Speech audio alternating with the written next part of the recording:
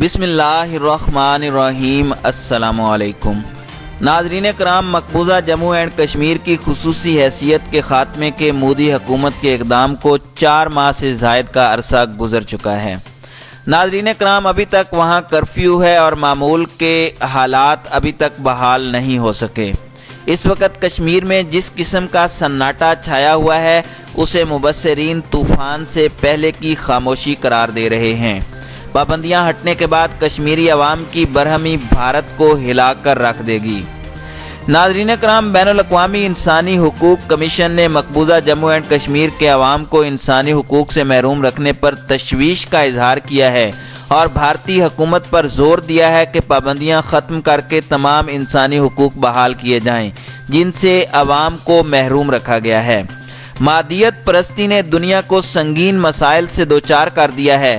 معاشی مفادات کو دوسرے تمام امور پر ترجیح دینے کا رجحان ہے جس کا فائدہ مودی حکومت کو ہو رہا ہے اور ان کے غلط اقدامات پر بیشتر ممالک چپ سادھے ہوئے ہیں۔ ناظرین کرام، بھارت 70 برس سے وہاں جو انسانی حقوق کی سنگین خلاف ورزیاں کر رہا ہے اس کے بارے میں اندر سے بھی آوازیں اٹھتی رہی ہیں۔ اروندھتی رائے بھارت کی سرکردہ حقوق انسانی کی کارکن اور معروف مصنفہ ہیں۔ دنیا میں جہاں کہیں بھی لوگوں پر ظلم ہوتا ہے ان کے حق میں آواز بلند کرتی ہیں۔ انہوں نے 2002 میں ممبئی میں مسلمانوں کے قتل عام کے خلاف آواز بلند کی تھی اور بلا خوف و خطر بال ٹھاکرے پر مسلمانوں کے قتل عام کا الزام لگایا تھا، اور وہ کشمیریوں کے حق آزادی کی بھی کھل کر حمایت کرتی ہیں۔ ناظرین کرام، چند سال قبل لندن میں ایک عالمی کانفرنس میں کشمیریوں پر اپنے ملک بھارت کے قبضے کو ناجائز قرار دیتے ہوئے اقوام عالم پر زور دیا تھا کہ وہ کشمیریوں کو ان کا پیدائشی حق خود اختیاری دلانے میں اپنا رول ادا کرے اور بھارت پر دباؤ ڈالیں کہ وہ انسانی حقوق کی پامالیوں، تشدد اور گرفتاریوں کا سلسلہ بند کرتے ہوئے مسئلہ کشمیر کو اس کے تاریخی پس منظر میں حل کرنے کے اقدامات اٹھائے۔ انہوں نے یہ بھی واضح کیا تھا کہ کشمیریوں کی جد و جہد آزادی دہشت گردی نہیں ہے بلکہ اقوام متحدہ کے چارٹر کے عین مطابق ہے۔ ان کا یہ بھی موقف ہے کہ مسئلہ کشمیر کا حل جنوبی ایشیا میں پائیدار امن کی ضمانت دے سکتا ہے۔ بھارت فوجی طاقت کے بل بوتے پر کشمیر پر قبضہ جمائے ہوئے ہے۔ وہ دنیا کو گمراہ کرنے کے لیے یہ پروپیگنڈا کرتا رہتا ہے کہ کشمیر کے حالات درست ہیں اور وہاں کشمیریوں کی تحریک آزادی کے کوئی آثار نہیں۔ ناظرین کرام، اروندھتی رائے کا مزید کہنا تھا کہ جیسے کہ بھارت کہتا ہے کہ کشمیری آزادی نہیں چاہتے، پھر تو اس کا مسئلہ آسانی سے حل ہو سکتا ہے۔ وہ دھڑلے سے سلامتی کونسل میں جائیں اور وہاں پہ پاس کی گئی قراردادوں پر عمل درآمد کر کے سرخرو ہو سکتا ہے، مگر زمینی حقائق اس کے الٹ ہیں۔ مسئلہ کشمیر پہلے بھی بھارتی حکمرانوں کے لیے درد سر بنا ہوا تھا اور آج پہلے سے کہیں زیادہ درد سر بن چکا ہے۔ اروندھتی رائے نے گاندھی کے بارے میں بھی انکشافات کیے ہیں کہ گاندھی یہودی تنظیم فری میسن کے تنخواہ دار ملازم تھے، ساتھ ہی برطانوی خفیہ ادارے سے بھی ان کا تعلق تھا۔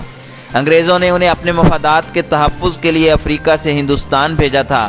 گاندھی نے پاکستان کے قیام میں انگریزوں کی ہدایت پر سخت روڑے اٹکائے۔ ناظرین کرام، اقوام متحدہ جو کہ دنیا کے تمام افراد کے حقوق کا محافظ ہے، وہ بھی کشمیریوں کے ساتھ ہونے والے غیر انسانی رویے کو رکوانے میں ناکام رہا ہے۔